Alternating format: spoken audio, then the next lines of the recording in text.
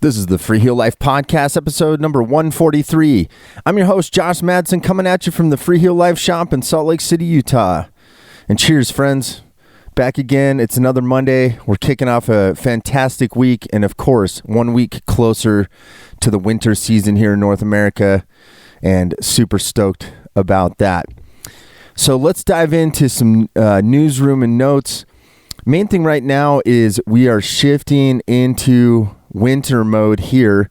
I know it probably seems a little early for all of you out there, but we got to start preparing, the retail shop. And the one thing that's really starting to change is our production schedule. This is the first summer that we've been here with a full team, or at least the main nucleus of the team to get us through the summer. And we've been producing the Protector skis this summer, and we're kind of nearing the end of the first cycle of we did 2 batches of skis, batch 1 and batch 2. It's about 50 skis total, and it's gone pretty well. It's been fun to kind of see a second year, because we kind of set up the thing last year, kind of got things going. But with that said, there's a couple pairs of Protector 95s and Protector 105s that are left, I think mostly in the 184 centimeter length. So if you ski in that 184 length and you're listening to the podcast and you are interested in getting a pair, they are in batch 2. Now, beyond that, this is uncharted territory. So we're we kind of don't know exactly what it's going to look like. We're hoping to be able to produce some of the batch 3, batch 4, and have those in the retail shop and whatnot. Obviously, some demos. But yeah, anyways, the main thing is we just want to get the word out that if you want to get a pair to ski on and you want delivery, within the next couple months, this is the time to get on it. So other than that, we'll probably be opening the retail shop sometime in October. We'll have some more details as I get information from the rest of the team. And we're starting to, just get prepared.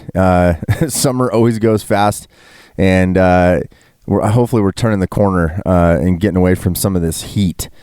Other news I was thinking about, for those that are on Facebook, we do have a Facebook forum, and this has been kind of an interesting thing. I set this thing up years ago, and in hopes of sort of having an extension to the shop, specifically, and sort of all the stuff that we're doing. And honestly, started it, and then it just sort of a couple of our friends we had helping moderate it and whatever, but honestly we weren't really putting a lot of content in there. And so that's something I've been trying to do the last couple of weeks, is get back in there, sort of make it more a part of the shop for those people that do use the Facebook platform. And it's a fun thing. I'm going to be kind of utilizing that more, and we'll be chiming in there more on a weekly basis, at least once a week, and utilizing it. So if you are a Facebook user and you want to get connected with the Freeheel Life community, not just like Telemark wide, but like Freeheel Life, our business, what products we're doing, answering questions, getting in touch with us, check that out. You can find it. It's called Freeheel Life. So just look it up in the group section, or you can hit us up at the shop and we can kind of direct you to it. So with that said, I guess that's the main stuff. So, and I guess the other thing is we've got orders. Some of our first items are going to be starting to show up as well.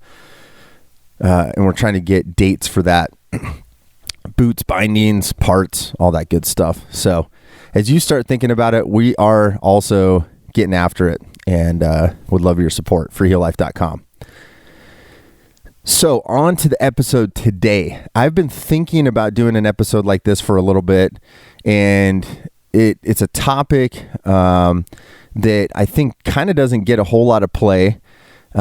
Plays into some of my history personally in telemark skiing, and I've always thought is an important part of the history and an important part of the culture in current current in any era, but in current times as well, but doesn't often get talked about a lot.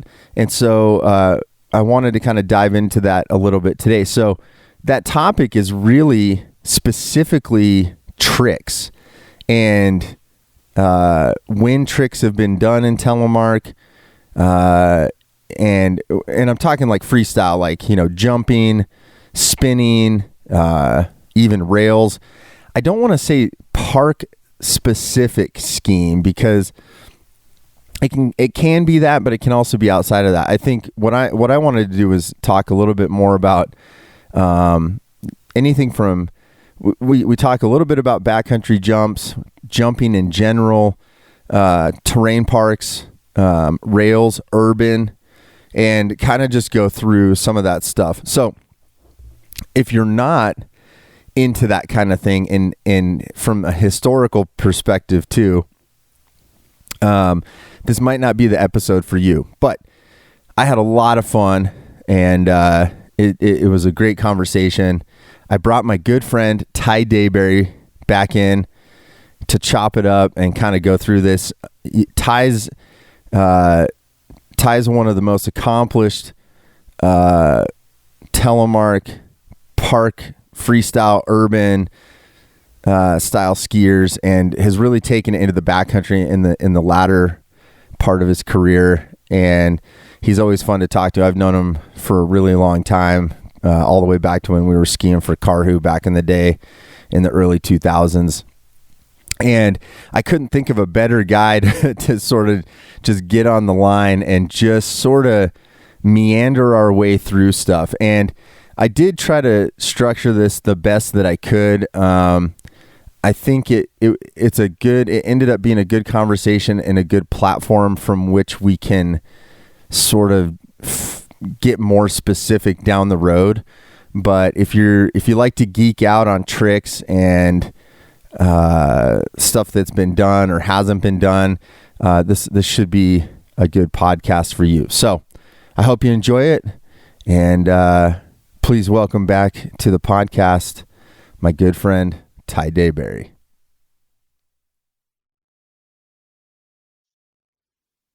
All right, buddy. Welcome back to the podcast. How's it going? Hey, Josh. It's going well. Just been insanely busy this summer, but getting stoked on winter. I know. Yeah. What have you been up to since the last time I talked to you? Fill us in on life, dude. Yeah. A lot's happened for me. Let's see. My wife Savannah and I bought our house here in South Lake Tahoe. We're pretty pumped on that.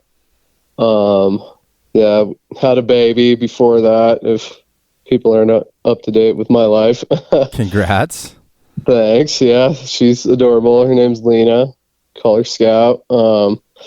She's awesome. And then I got a new full-time position with the Forest Service down on the Humboldt-Toyabe National Forest. And I'm going to be their trails coordinator. So lots of cool stuff going on.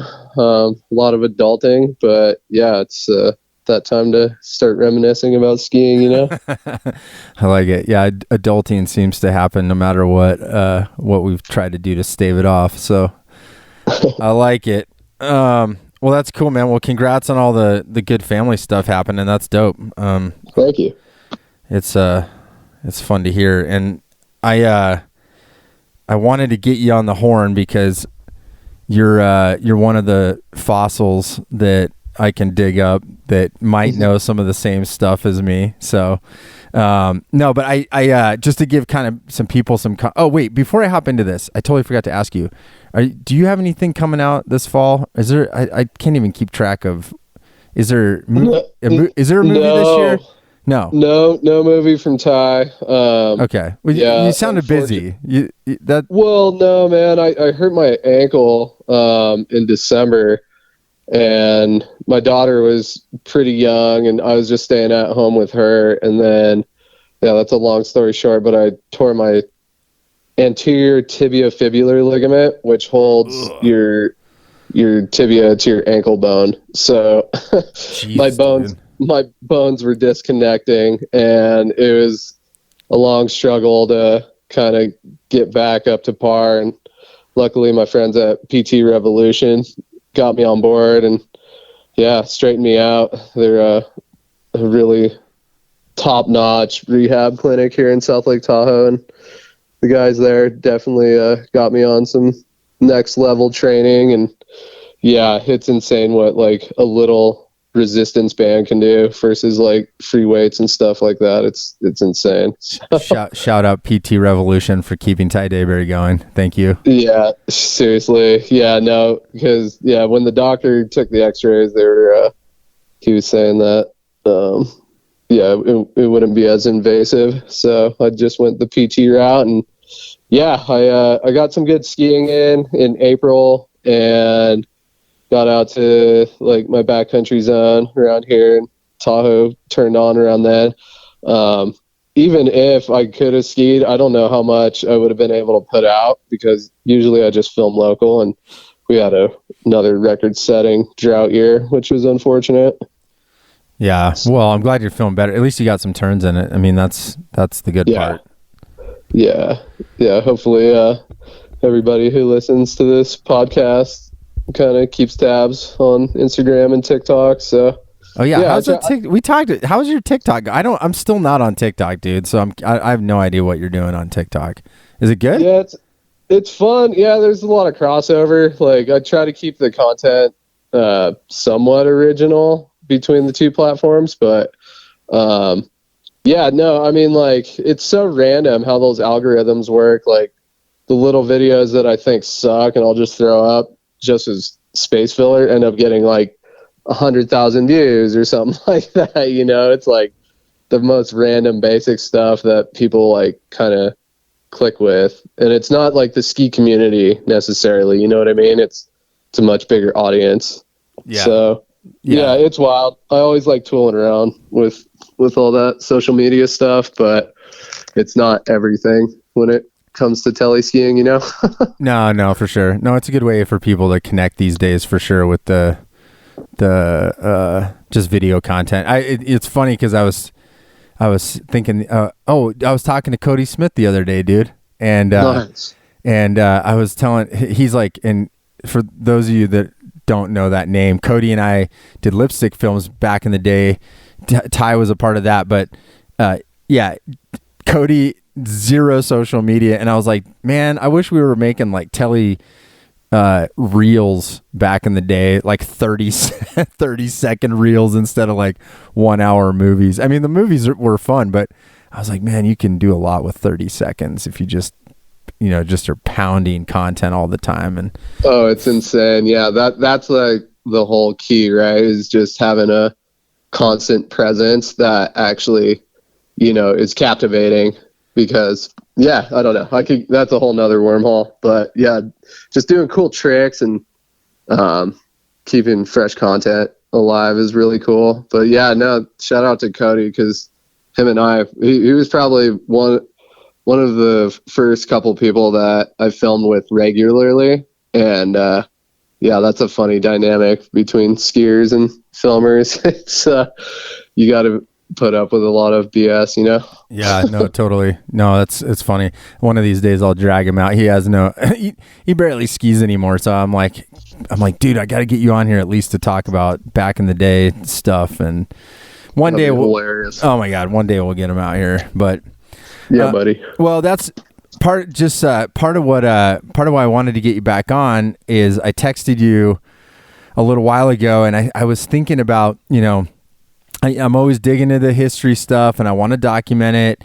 And one of the things that I always feel like kind of gets left out that it doesn't get talked about a whole lot is tricks and park skiing and urban, and a lot of this stuff that has happened is still happening, but it's always kind of been this really small subset of Telemark. And I think you're pretty much the dude to talk to when it comes to that stuff. So nice.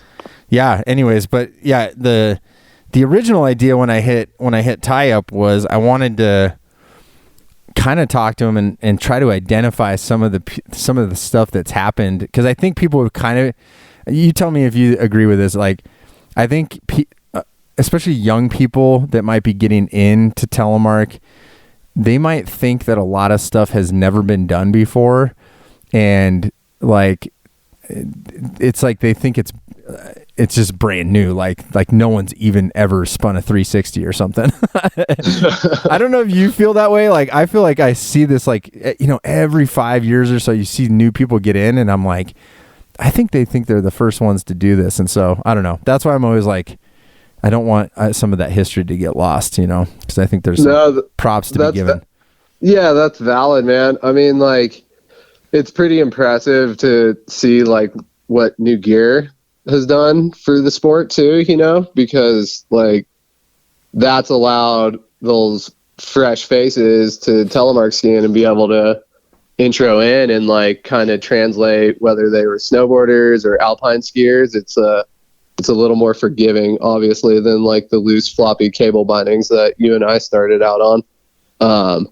But yeah, it's you're out in Utah, and a lot of the scene is there in like Colorado. So I kind of feel like a big fish in a small pond, and I don't see too many telly skiers like going into the park. There's a couple of young kids, but yeah, I agree. This podcast is necessary to relocate the history.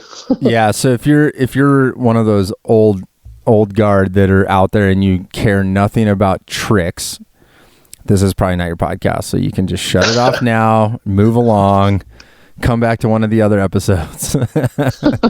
Because now Ty and I are turning into the crusty old dudes. That's the funny part is like now we're the old heads. Oh, dude, I'm so salty. hang out with a bunch of wildland firefighters, and you'll realize what real saltiness factor looks like. The lift lines are too long. The traffic's too much. Oh yeah. Oh, that's funny. Well, all right. So let's kick this off, because I had this immaculate plan when I first texted Ty, and I was like, yeah, we need to come up with like who did everything. And honestly, it's too much. So what I've done is I'm kind of breaking this into 3 parts, sort of a way back sort of section just to kind of set the tone of things, and then a modern era, and then kind of some current stuff.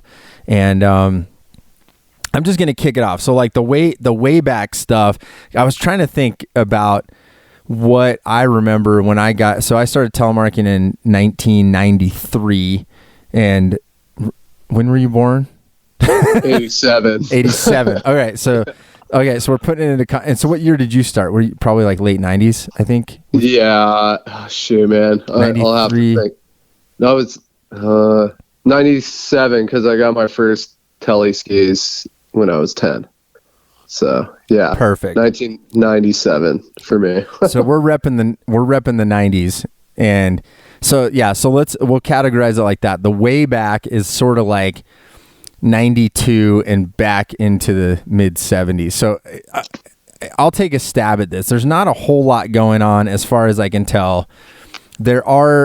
So pretty much the thing I remember when I got into telly in the early 90s was people saying the word Telly Heli, or the phrase Telly Heli.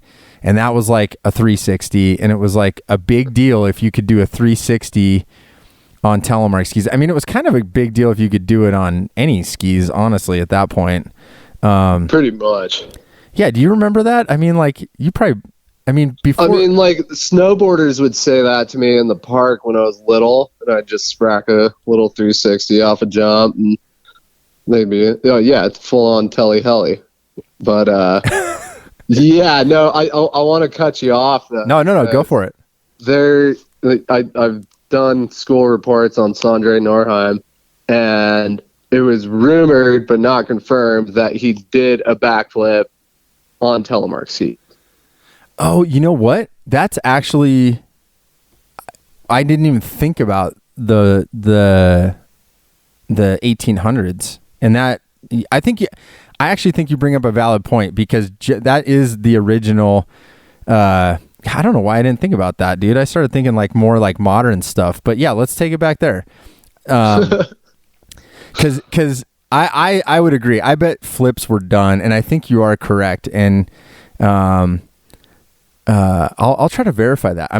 We need a fact check because we need a fact check. I just remember it was like, oh, he did a straight air on like these 15-foot long skis with free heels, and then it was also said that he did a backflip and like the whole town saw it or something like that. And who knows if that's true? And you know those old wise tales, but I like to think it is. I think it's true. I tell you what. When this podcast drops, I will be landing in Norway randomly. So I will try to fact check this week and bring back some information. I'll see what I can do. All right. But okay. So moving forward. No, I think you're right. I bet flips did happen then, and for sure straight airs. But check this out, and I'm glad you brought this up. I don't know how. Now I feel like disappointed in myself for not even bringing Sondre Norheim up. It's unfathomable. I know. House jumps, dude. Yeah. So for sure those guys were jumping off that barn in Morgadal. So arguably that's like the first sort of like jib sesh is these guys are building jumps and dropping off roofs, like bomb drops. Yeah. Okay. All right. Well, there you go. Well, that's where it started, dude. That you haven't been there yet, right? Did you? No, not yet. That's a bucket list trip. Dude, that barn that he jumped off of with other people it's high, dude. I believe it. It's way big. Nuts. Like I remember we looked at it and I'm like, oh, I don't know. That's pretty stout, dude. I don't know if I'd want to jump off that even on current conditions. All right. Well, okay. So 1860s. Is that... Now I feel like I'm getting old. Is that the technical term? Bomb drop? What would we call that back in the day? Like a caveman, maybe. Caveman? Or an acid drop. See, I was going to say acid drop. I was thinking skateboarding. Yeah, that's kind of like an acid drop. All right. Yeah. So jibbing off the house. Okay. Anything else in the 1800s that we're missing? No, not that I'm aware of. 1970s. Yeah. 70s and 80s. I'm thinking Telly Heli. I've had a couple old cats on here that were definitely doing like cool tricks, like pole tricks, like those ballet style tricks with the poles. I know that that's not super jibby, but I guess the point is there's not a whole lot going on in that era that I am aware of. I'm sure people were back flipping and front flipping. I have to believe that was happening. Just because it was doable, and I think. Oh, dude, you're gonna get a lot of comments when you post this. People will be like, "Oh, I was the first time." I hope if you were the first Telemark skier in the 1970s to do a backflip, please email podcast@freeheellife.com. No, there you go. I think. I'm just gonna assume front flips and backflips happened. Who the hell knows who the first people were? But I feel like, 90s, you start seeing more aggressive skiers. And I know I'm just glossing over it, but it's kind of before our time. So, and unless you have something you want to add to the 70s and 80s, I don't really know, honestly, no documented stuff that I'm aware of. Yeah, I don't know, dude. What I can contribute was that when I was a kid, I got to ski with this guy, Jeff Clark, who is a level 3 telemark instructor. And the guy has one of the most perfect telly turns I've ever seen in my life. He still lives here in South Lake. But, when around like 98, 99, I saw him do a Telly Heli, and I was pretty blown away because this guy was like 50 years old and he was stomping threes on tellies. So that's that guy is probably like among that crowd that you're alluding to. Yeah, well, and that's how, like, I remember high school, mid-90s, we were going on a trip to Colorado, and there was, like, this folklore of those kind of guys that were, like, doing tricks on telemark skis, and I was like, what? Are you serious? You know, like, and it's funny because you think about it, like, this is, like, pre-internet, you know, like, you just hear things about the rad telly guy in Telluride or South Lake or whatever, so. Yeah. Well, okay, so I feel like where the big where this really turns into like more of a trick thing is when, I guess for context, 1998 Olympics, you've got old Johnny Mosley from Tahoe. Dinner roll. No, before that, dude, 360, that's right. 360 mute. Yep. The Right? mute grab. Yep, you're right. Yep, and I think that changed it for a lot of people because I remember none of us grabbed our skis until this happens, and then everyone's all of a sudden there's like grabs. Snowboarders were grabbing, but skiers weren't really grabbing. I don't think at that point anything. Maybe they're balls. Maybe they're balls. I don't know, like spread eagle, crotch grabs. Yeah, I think like what are they? The Canadian Air Force guys, like the old school Shane shots or whatever. Like, so basically, Shane Zox. Yeah, dude, I forgot that name. Dude. Okay, old school names like Skogan and stuff. But obviously, like Telemark skiing, pretty much like after a certain point in history, like those early 2000s, that's when Poor Boys came out, and that was a lot of skateboard influence. But like I just remember like Max Mancini was like hitting the same jumps as the Poor Boys guys, that they'd be out at the same zone and they'd session a jump spot together, like him and Tanner Hall and stuff. So real quick, for those that are not familiar with like ski movie culture, Poor Boys was a predominantly Alpine film company that covered a lot of that early new school skiing, twin tip skiing, Canadian Air Force. Anyways, they did. But didn't we talk about Jean Baptiste or whatever that dude's name was? Yeah, Baptiste Rousset. Yeah. On one of the old podcasts. But yeah, like that guy needs a shout out because he was like, I think he might be the only telly skier that was ever in Poor Boys, and he had like a half pipe shot, and I can't remember the rest. I think there was like a big hip shot, like a big Yeah, he was one of the homies, and they like threw him in there with Freeheel gear, and that's when I was like getting into the park skiing scene, and like it was mind blowing because that was like the goal, right? That was my goal when I was that age, to like be in a ski movie, like Matchstick or Poor Boys, but yeah. So that's kind of like when it started popping off, and then I just remember like in my little bubble out here seeing Free Skier magazine, or I think it was either Freeze or Free Skier magazine, and Max I think had a ad with Rosignol, and it said Telemark, and they had graffiti spray painting the mark and changed it to Telepark, and so that was like their push. And really? Like, I've never seen that. That's wild. Okay. Oh really? No, I've never seen that. Yeah, so Max had an ad. I think he had a few ads, like one or two, like two or three maybe.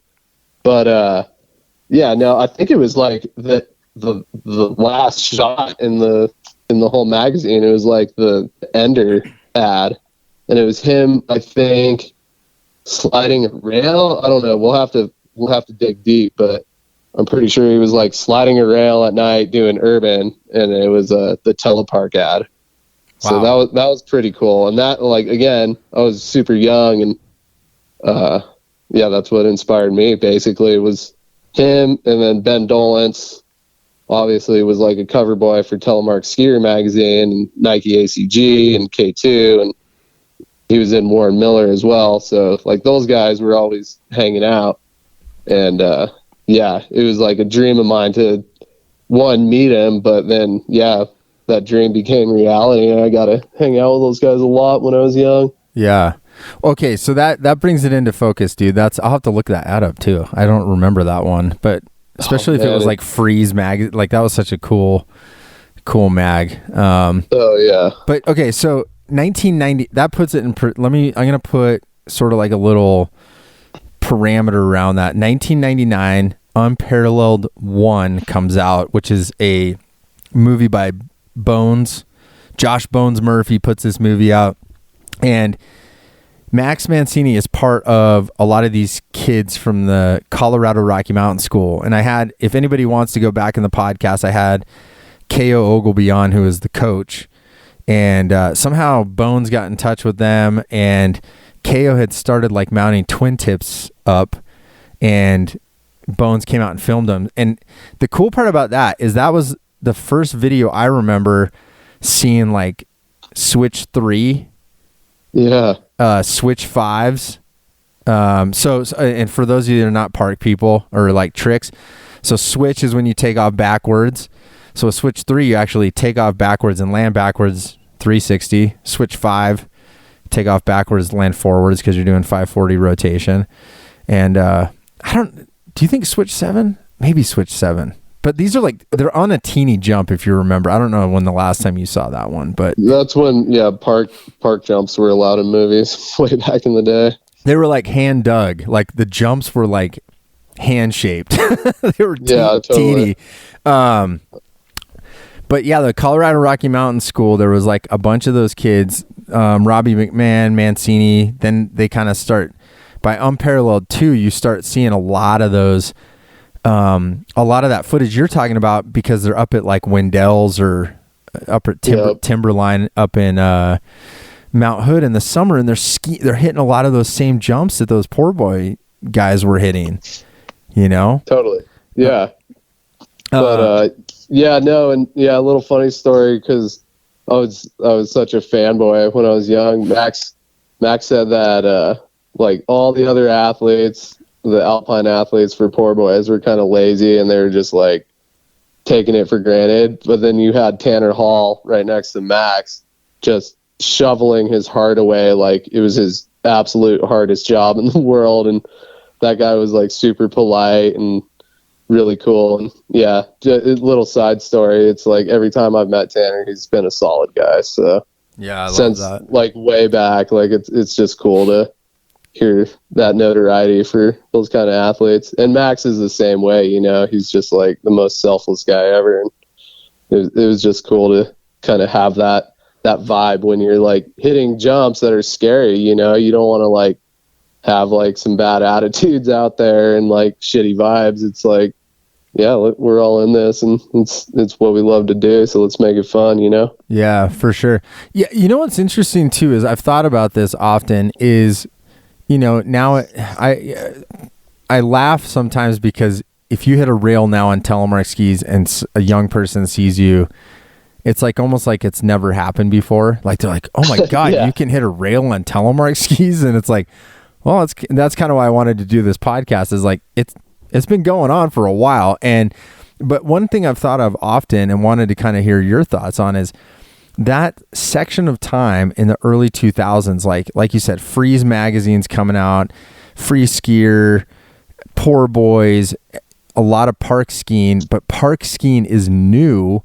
There was kind of a time where I think Telemark park skiers were pretty close on par with the tricks that were going on with the Alpine guys.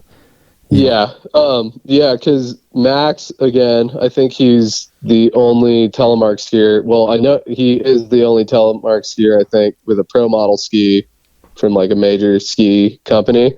But also he's the only Telly skier that I'm aware of who not only qualified for finals in slopestyle for the US Open, but he also was in Big Air.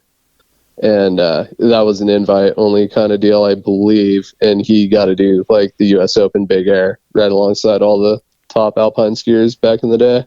Yeah, that's a good point. I mean, and that's what's so interesting is there was like this little section of time in the early 2000s where I feel like it was really on par with a lot more things. And then it kind of, Alpine skiing definitely sort of like pulled away at some point. Well, yeah, you know? that's the money thing. And I think you and I have talked about it in the past and maybe on one of the podcasts, but yeah, it's like, how much are you willing to risk it for? And when some of those guys like Yoon Olsen, he had like a $500,000 contract one year with one of his outerwear companies or something crazy like that, you know? So it was like of course he's going to go out and figure out how to do his kangaroo flip, double flip deal. And he basically won every big air like that year when he had like one of the first double flips. And that's kind of where it skyrocketed. And then you saw like the Tom Wallish era roll through, you know? Yeah, no, that's a good reference for some Alpine stuff. Yeah, that's a good point. And there was kind of this moment in time where everything was sort of new, and I think that's where like Max Mancini and Ben Dolance and some of these other cats were sort of like pushing the envelope, you know, and because there probably was, honestly, there was probably that moment in time where the progression was getting pushed, and there probably wasn't a whole lot of money on the table anywhere for anybody. And, right. And yeah, then it maybe offset a little bit of time to train and stuff like that. But, all right. So Mount Hood's happening. I'd say like up to probably switch 7's happening at that point, or like maybe switch 5s are kind of common. Mute grabs, like very 540s. Yeah, 270 out on rails. I think maybe at least switch on, switch off. And you're probably starting to see a little bit of urban, but like urban rails with like maybe the stairs aren't dug out kind of urban rails. Yeah, totally. You know what I mean? Like huge lip. Yeah, huge lip, not really like an urban style get on. And I think that's probably like that very early 2000s. And I was going to give a couple shout outs. Before we got on the podcast, I was mentioning, I'll just give a shout out to Summit County, Colorado, because there was definitely a scene there in the early 2000s that was pretty legit, in my opinion, in terms of like guys were actually skiing park all the time. And so you got Aaron Turnipseed is a name you probably haven't heard, or maybe you have. Maybe he's listening. I don't know. Aaron, what up if you are?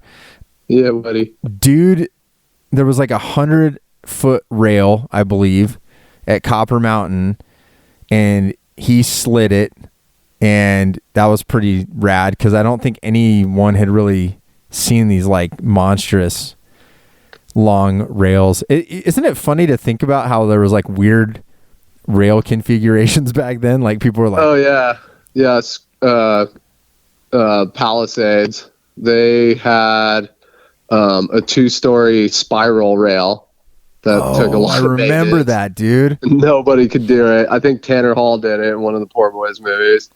And then they had like some crazy like double rainbow rails and just like random stuff, man. Like I wish they would bring those creative features back, but I think like the cost to maintain them these days are just kind of astronomical, you know? Well, also like if you think about how some of that stuff, like I think back at how like loose it was compared to now. I'm sure from like a lawyer standpoint. Oh yeah, people were like, "What are you doing?" Like, do you remember like all like again? This is going to Alpine a little bit, but Parksaurus. Oh yeah, that was nuts. I mean, Freeze Magazine used to do this thing called Parksaurus, and it was like these guys are building these ridiculous.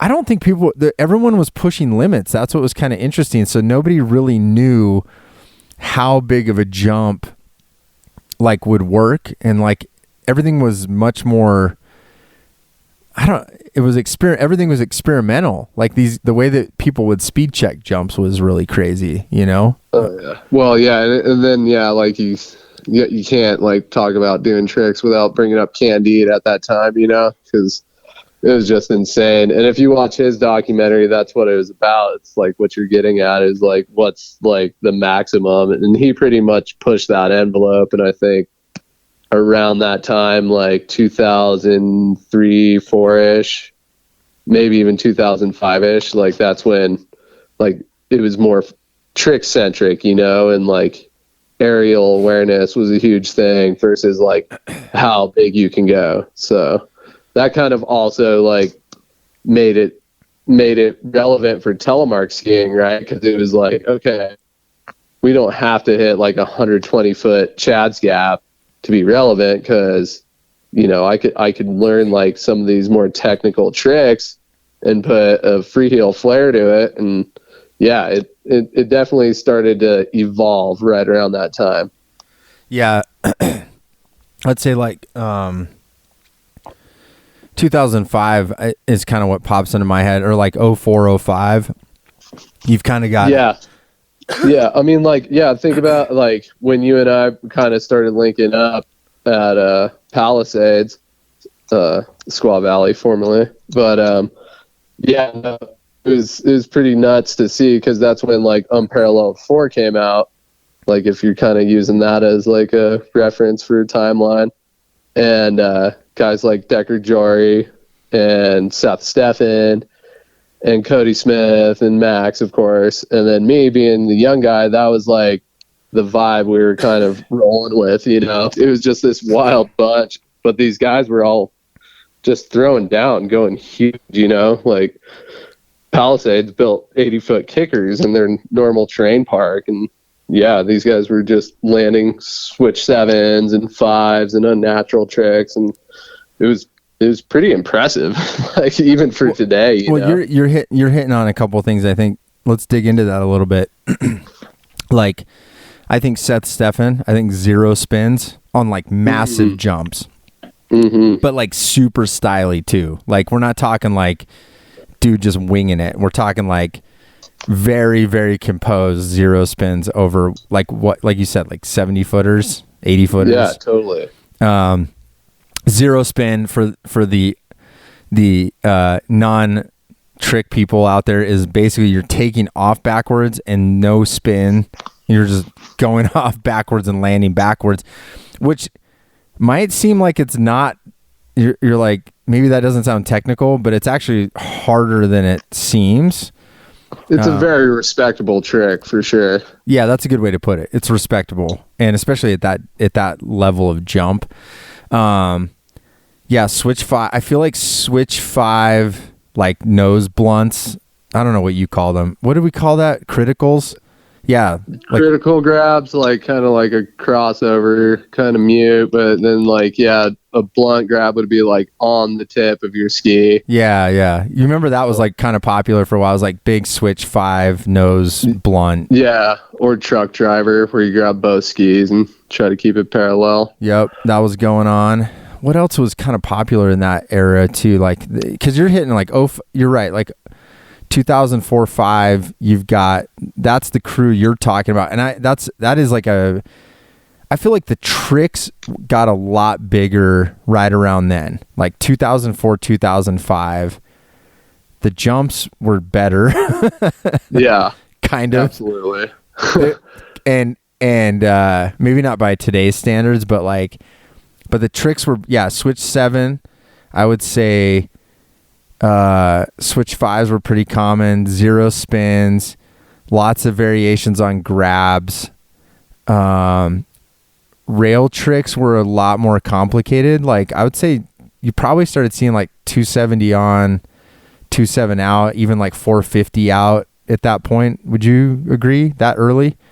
Maybe not 450 out, but definitely the 270s on to boxes for sure. A couple guys could do it on rails.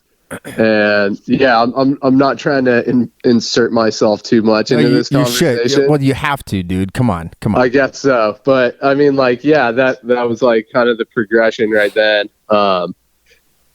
Mainly like 2005, 2006. That's when I really got into park skiing, and you could check out some of these videos on YouTube because YouTube was popping up right around that time. Yeah, 05, dude. Yeah, and that's when I was like skiing at Heavenly and Sierra at Tahoe, and Heavenly had South Shore Soldiers Park, and that's when they'd build like a private park for all the best snowboarders and skiers around. And yeah, shout out to Jimmy Hallpuff, one of my favorite snowboarders of all time. But yeah, that was when I think Max came out once or twice and hung out with me and did some rail jams, but that's where I started to like really up my game and started getting a bunch of first places and podiums, like doing the local rail jam gigs. And that's when they throw out like hundreds of dollars in cash, like, because that's what the ski industry was all about, was like that party scene and like getting people out there seeing their product, obviously, but making it more of like a community event. And I still competed a lot, and a lot of it was training for like the USTA, United States Telemark Association, I believe. USTSA. I was going to bring this up. That's good. Okay. Yeah. Oh, wait. Hang on. Before you hop to that, just shout out to Reno Tahoe Freeheel Open. Yeah, exactly. 06, baby. I was just going to say that was one of those comps he's sort of referring to that had all of those people there. Rail jam, and I can't remember if it had a big air. Did it have a big air slope style? I can't remember. No, it snowed one year. I could barely remember. There's so many comps. Anyways, but yeah, you were slamming that. Okay. But yeah, so like they had like the actual slope style, telly cross racing, and big air. Dude, at Copper Mountain. Don't forget that you are one of the only half pipe skiers ever, and they had half pipe that year. Did they have half pipe? Yeah, at Copper they had half pipe. Huh. Yeah. Anyways, yeah. So like, yeah, I'm not gonna lie, I am the best telly half pipe skier, unless somebody wants to top my tricks. But yeah, I definitely like threw down in pipe. But yeah, anyway, so like I just remember one year I second place to Max in slopestyle, which was really cool. I was really young. My dad would fly me out there and we'd have a good time. And then I think I got I got first place that year because I was the first guy to do a Switch 900. Dude, and I'm so glad you brought that up. Yeah, and that was like a big deal because like that hadn't been done, and then right up the street the US Open was going on, and like some of the winning tricks were like switch 1080s with a mute grab. So I was like right there, going back to what you were saying, we're kind of like right there, I was there for the Switch 9. I 100% remember watching you do it and being like, wow, all right, this is like a whole nut, because remember they built that jump at the bottom of Copper under the lights. Yeah. And I mean, dude, there was like competition. The thing that was cool is there was competition in the slopestyle jumping scene, but that was really far out there. I remember because we were all like, man, this is crazy, dude. Like, we haven't seen anything like that. Big jump. Yeah. 900. It kind of gives me chills thinking about it. But like, yeah, I remember like landing that and just like blowing up with excitement because I knew I was going to win that comp with that trick. And it was I think it was the first time anybody on Telly skis has ever done that. Yeah, I think probably. I'm pretty sure you were the first Switch 900. I will say Jonas Karhuma he's from Finland. He came out and filmed in the Lipstick movie. That's right. In 06 and did Switch 9. But I'm pretty sure you had already done it at Copper at that point. Yeah. So I think so. And that guy, and that's what I'm saying. Like, it's always just like this little bubble for me, and I'm not always like in the loop with what everybody's doing. And so when it kind of started going further, when there were still Telly big air comps, the Tiva games were a few years later. And I linked up with my buddy Dylan Gardner, and hung out with him. Shout out to Dylan. Yeah, and we'll touch on Dylan. But anyways, yeah, he was like, "Oh, Andres has got a dub Cork Ken." I was like, "Oh, what? No way!" Like, pretty excited, but like also like still really competitive back then. So I was like trying my hardest to like top his tricks. Explain real quick what dub 10 means. Yeah, so like a 1080 rotations, 3 full spins going forward with 2 flips basically. So you're like rotating off axis while like flipping twice. So yeah, you just got to watch more more films to kind of know what we're talking but yeah, about. switch. The important part is the 10 represents 1080. So 3 full rotations, and the dub is 2 flips within that 1080 rotation. And it'll make, like you said, a visual makes more sense because there's all sorts of variations of it. Absolutely. But yeah, no, so like around that same time, Dylan and a handful of other like RMU guys like Alex and a couple other guys, they invited me out to Breckenridge for the Spring Massive. And that was like a Telemark snowboard and Alpine category competition where everybody got equal prize money, and it was free entry. And there was slopestyle, big air, which was like the 3-pack in Freeway Park, rail jam. Did I say rail jam, slopestyle, big air, and then half pipe. So there was 4 competitions, and at that point, Del Ellefson was out there, and he did well. But yeah, me and Dylan Gardner were like going pretty much 1-2, first place, second place. And we walked away with more money than like any of the other athletes, because it was like, there was some competition, but nothing like the Alpine skiers who had like 75 people in their bracket, you know? And, yeah, that's when we were like pretty much blown up. That was like some of the best park skiing that I was doing at the time. That Spring Massive, I want real quick. Let's dig into Dylan Garner, because that's an important name that I don't think gets brought up a lot. I just wanted to bring him up because Dylan's an awesome dude, and he's originally from up near Powderhorn, which is another small resort near Grand Junction. Then he moves to Summit. But the first time I came, and this is kind of going back in time, what we're talking about, first time I ever saw is Dylan Garner is Smith limo. There used to be a limo with a big box on the top of it. Oh, yeah. And a buddy of mine, Joe Penicoli, went out when I had freeheellife.com, and it was just like a little webzine. And I said, hey, shoot some photos of the rail jam. And he comes back, and he's got this photo of a kid telly sliding sideways on the Smith limo. And I'm like, oh, yeah, never seen it before. I've never seen a telly slide in my life, ever. Oh, he's definitely the first guy to do that. And I'll add to that.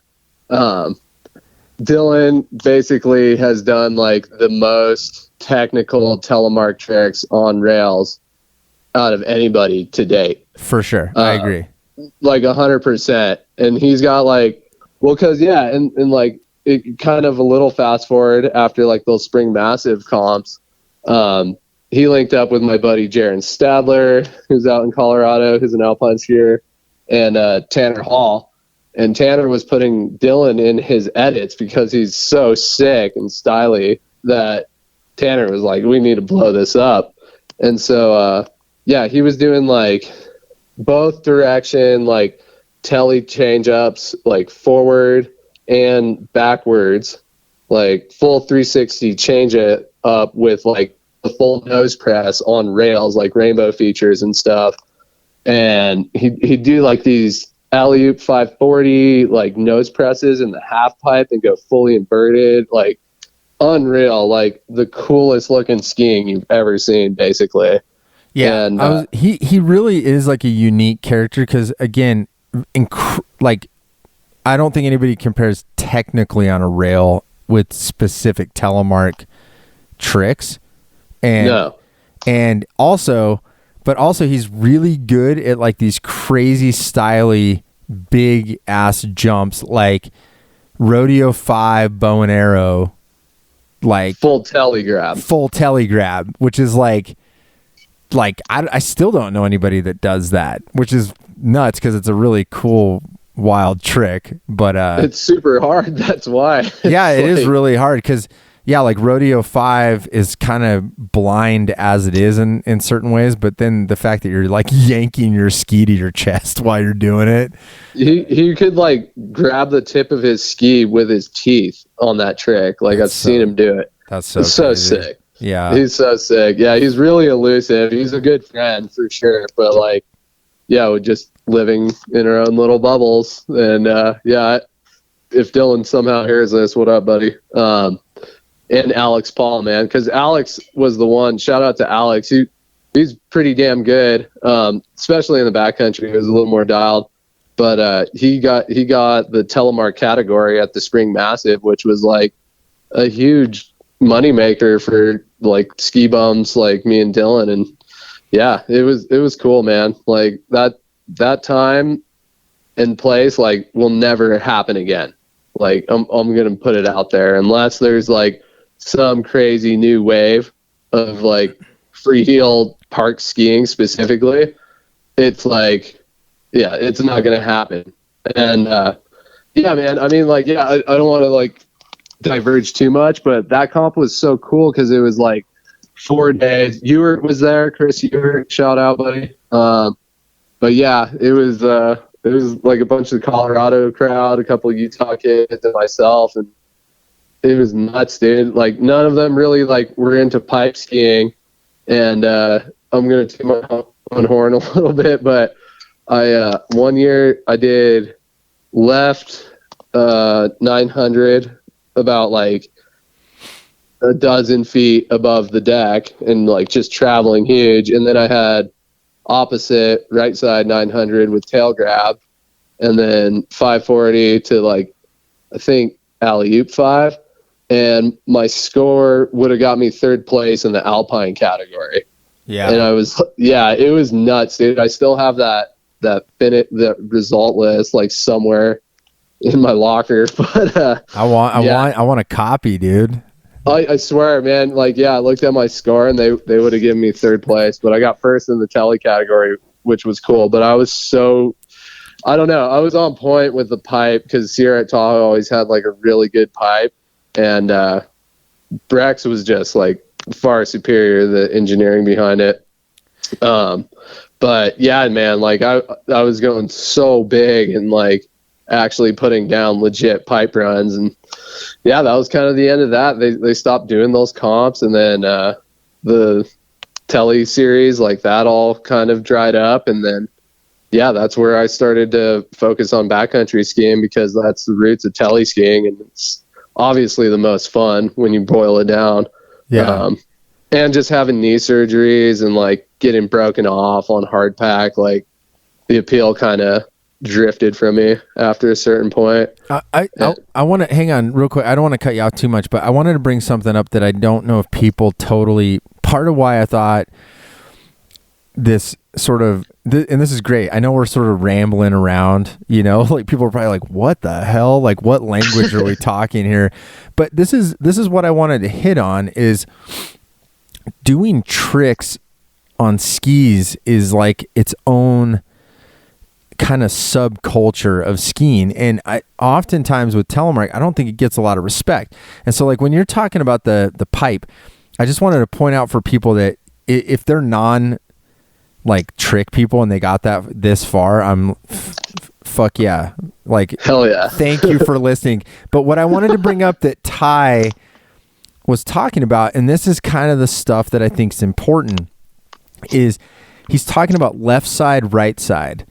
And a lot of people don't really understand what that is like, it's talking about setting spins to probably what is most people aren't ambidextrous. Like we have a strong side, like I spin to my left, for instance, but if I can spin to my left and spin to my right and it both looks good, like that's a real accomplishment in terms of a skill set on your skis and on your Telemark skis, especially if you can go, like you'll hear someone like, I remember talking to you back in the day and you'd be like, I got all 4 ways, you know, and people would be like, what does that mean? You know what I'm talking about though. It's like, yeah. Because that was such a big deal is if you could spin 4 ways, I can spin left, front, left, right, and then I can spin switch left and switch right. I've got all 4 directions covered.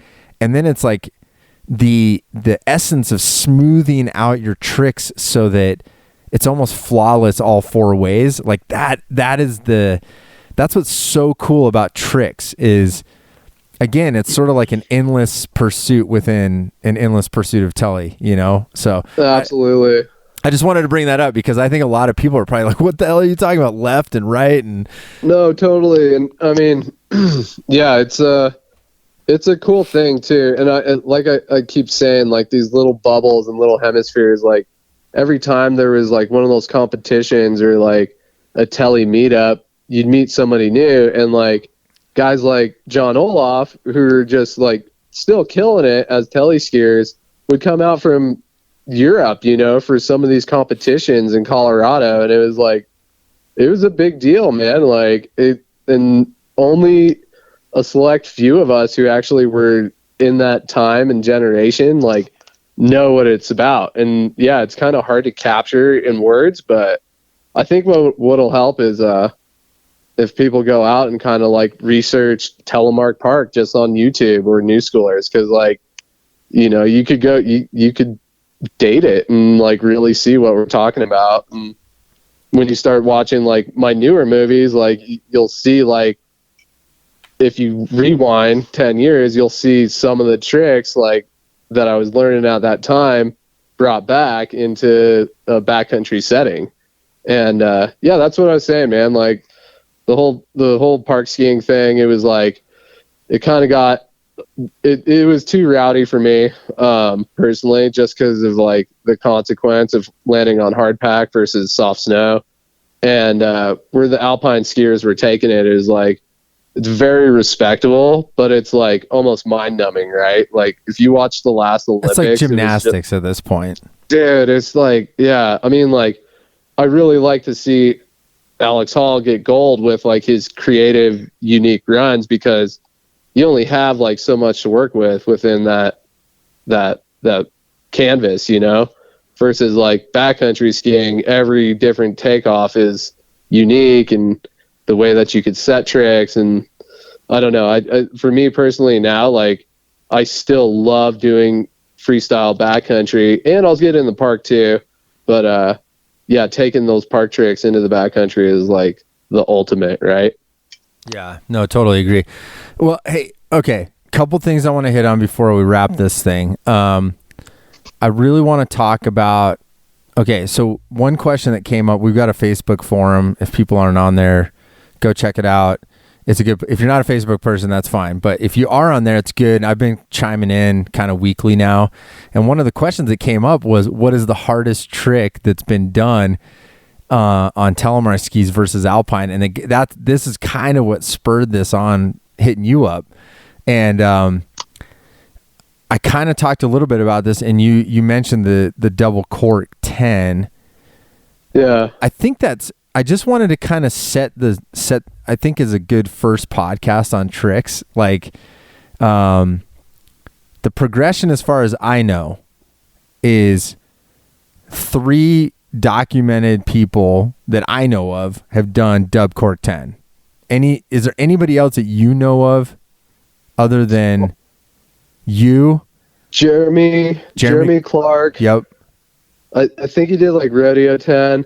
I did switch dub 10, but I've only landed it a handful of times, and I was super pissed because the one time my buddy was filming and I disappeared behind the knuckle and stomped it, and everybody was like, "You didn't land it, dude." I know I landed it, and there was like 20 other people who saw me, but I've landed a switch dub 10. I hope somebody else tries to go out and do that. I think I'm the only one who's done that. So switch dub 10. Do the rest of the guys have just double cork? Yeah, forward. And Andreas has dub 10 on lock. Yeah. And last year or 2 years ago, I got dub 10 into powder, but kind of butt check backslap. So I wanted to redeem that in the next project. But nobody's gone anymore. Like, that's his technical crazy jump, right? As far as we know at this point. Yeah, for jumping. And then I'd say like, I'm not going to put like first place, second place on that. No, I got it. Yeah, like Jeremy actually did the kangaroo flip, like the double flat spin 9, I think. And I think he might have brought it around to 10, but I can't remember. Yeah. And then Andreas has the most on lock dub 10 with a mute grab that I've ever seen. And then yeah, those are pretty much like the only ones that I know of in terms of like double rotations. I don't think anybody's done a triple yet. And then for half pipe, I probably got the most technical trick with the right side 9. So hardway 9 with the tail grab going huge, mind you. And then yeah, you better give yourself a shout out. Jesus, you have to. Yeah. It was the scariest trick in the pipe I've ever done. But and then for rails, I think the most Telly specific hardest trick would probably be one of Dylan Gardner's like change up nose butters. And then I know Andreas has got a handful of like urban tricks that are really cool, but I got like 450 to 450 out. And if you watch reflections on Vimeo, if you type in Ty Dayberry reflections, like I got every trick that I could ever do on a rail there. So do you think you've got the hardest urban technical?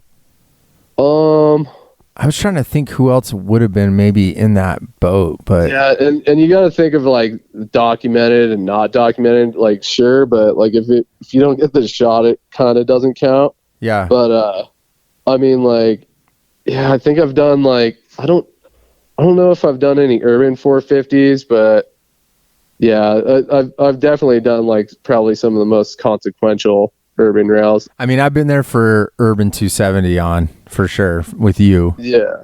And like hard quad kink. Yeah, that quad kink at the university was sick. That comes to mind. With the car push. Yeah, dude. Yeah, no, we did it proper back in the day, buddy. Oh my God. So funny.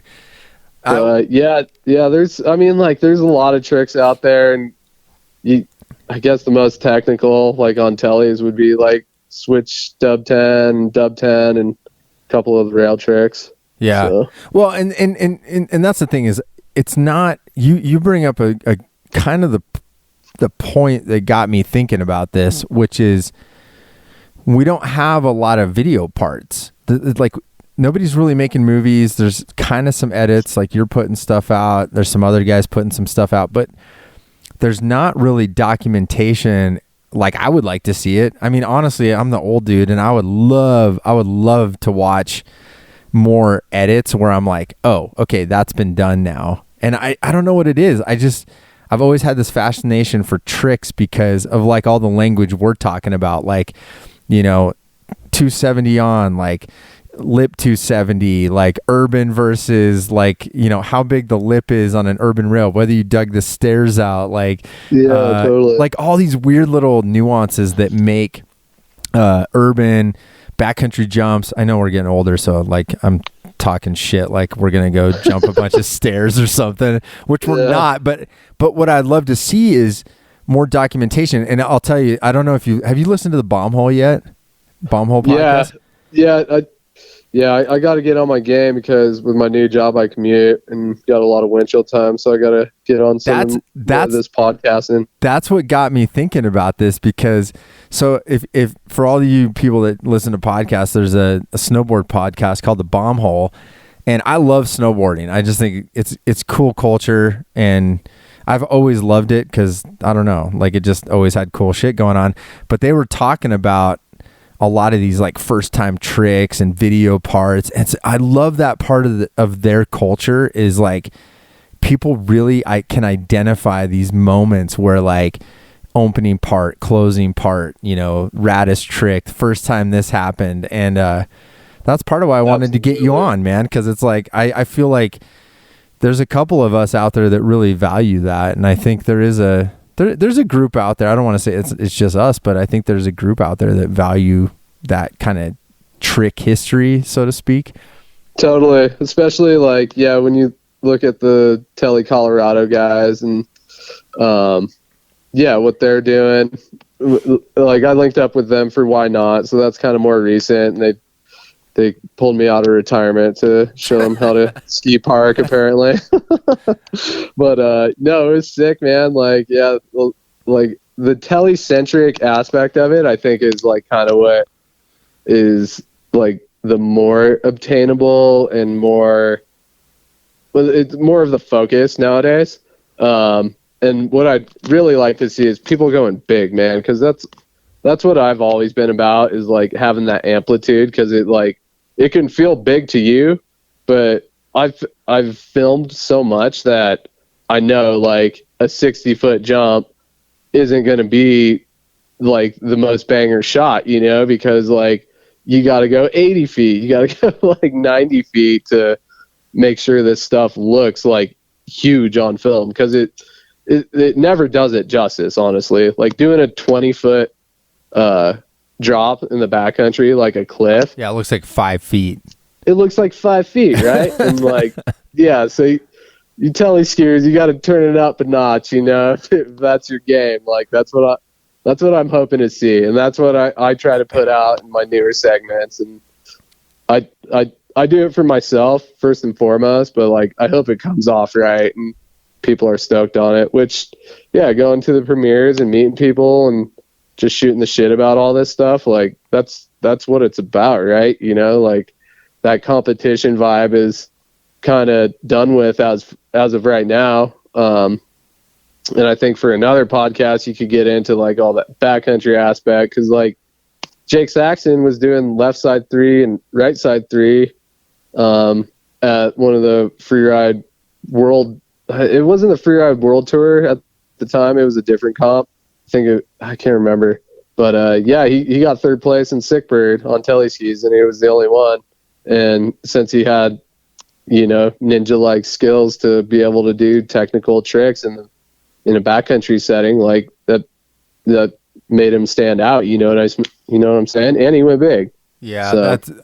Yeah, those guys, I need to dig those guys out of the woods, because those would be, yeah, I agree. Because, yeah, backcountry tricks, especially like within a line that you're skiing, a lot of the stuff like you're doing, like where it's not like a pre-made lip, where you're actually airing, even if it's a straight air, even with a flip.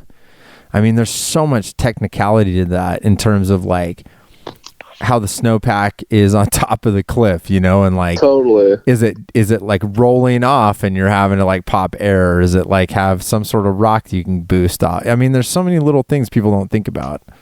Yep.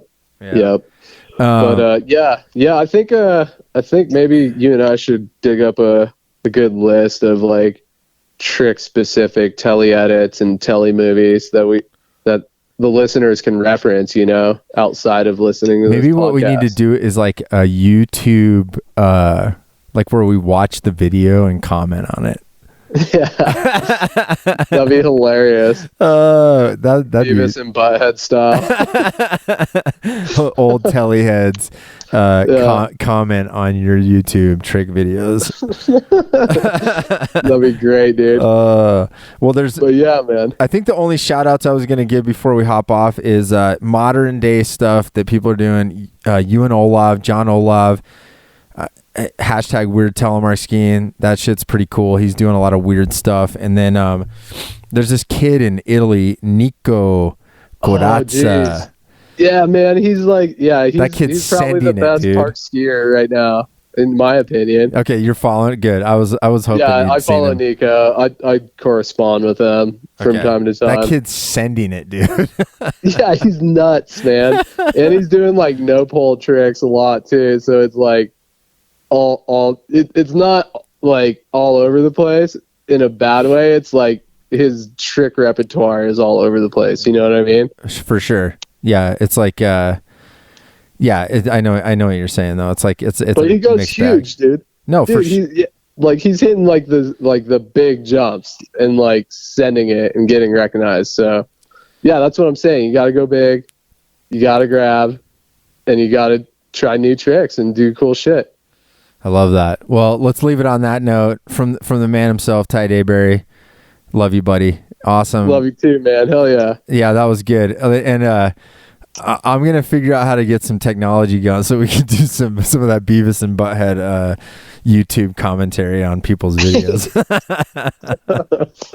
Excellent. All right, brother. Have a good night, man. Cheers, bud. Right, see ya.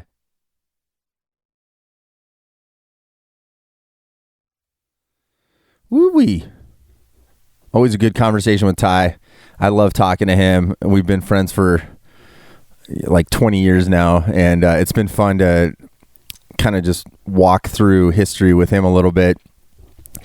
And if you made it through the podcast, I appreciate it. I know we were trying to find a way to, I think that's the thing with a lot of this history stuff is because it hasn't been documented, it can get tricky, and sometimes you're kind of living it with us, talking through this stuff, and it's sort of a wandering trail through the jungle of history of Telemark and skiing and whatnot. But, I know there's a small subset of us out there that do really appreciate the jumping and the tricks and kind of that segment of Telemark. And, I've written about this over the years. I've talked about it. I've always really believed that that's an important component of being a complete skier is understanding this kind of stuff. And, I'm not, and I've talked about this is, Telemark has always had jumping involved in like we even brought up Sondre Norheim and kind of that early